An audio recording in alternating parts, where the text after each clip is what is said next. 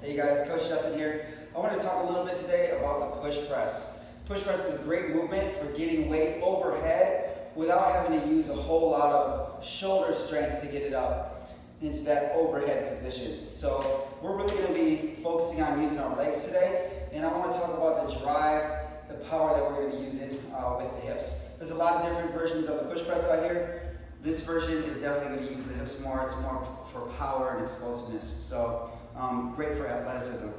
So your stance is going to be about hip to shoulder width apart. So we don't want to be too wide, but we don't want to be too narrow either. So I like to get right under my hips. That's where I feel the most power for me. All right, then my toes can be pointed out slightly, and then we always screw our feet into the floor to kind of create torque and then just ground our feet a little bit more.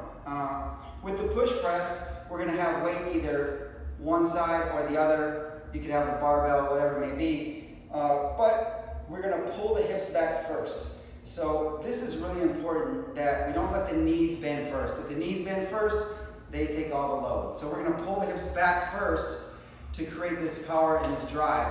Now all the weight is into my heels, so when I squeeze my butt and drive up, I'm driving from the ground all the way up through my body, using that power to drive these bells overhead, okay? Now another important point here is that we don't drive the bells up until our hips are fully extended. So we pull the hips back, we squeeze the glutes, pop right here, and then that's when the bells come off the shoulder. So for a single bell, you can get the bell up to your front rack however you know how. Nice little clean.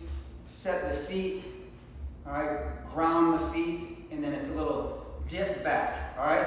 So we're gonna dip, drive, all right? Straighten that wrist all the way out. Make sure that the elbow is straight, and then you're gonna pull the bell back down all the way to that front rack position. Dip, drive, pull down. Dip, drive, pull down. Dip, drive, pull back down. When you finish, just back swing and set the bell down. Now for a two-hand push jerk, you gotta widen the feet a little bit to accommodate the double bells. Nice clean to the front rack.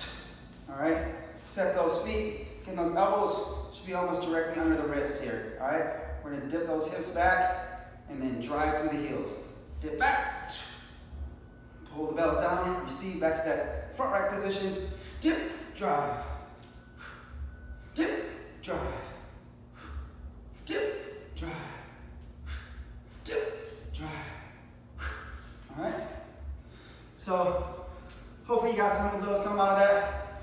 If you have any questions, write them in the comments. I'd be happy to help you out. Thanks.